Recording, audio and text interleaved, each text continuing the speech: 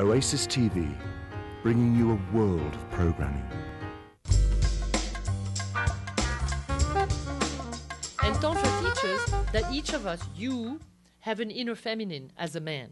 And I, as a woman, have an inner masculine. I'm also man. I have male hormones. I can understand male responses. They exist in my body.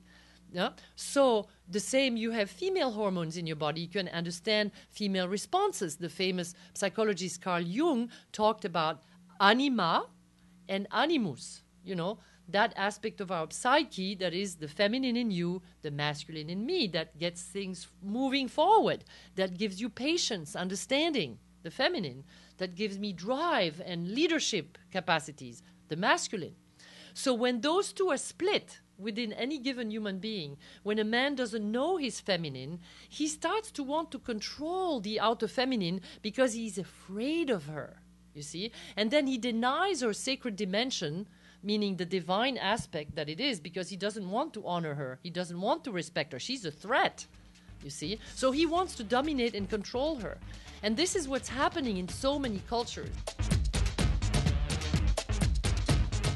My radical opinion as a tantrika and a teacher of human sexuality is this, that originally, because men are not wired to experience multiple orgasms, men are not multi-orgasmic beings.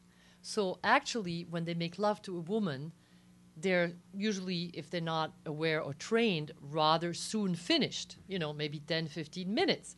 Now, this is just about the time that it takes for her to get going, So they land before she has time to take off. And this, for them, is an extremely and profoundly scary thing, because they have spent their power at the moment that she's rising into hers. So she's a tremendous threat to them. And she needs to have more, and she asks for more, and he can't deliver because he's spent, okay?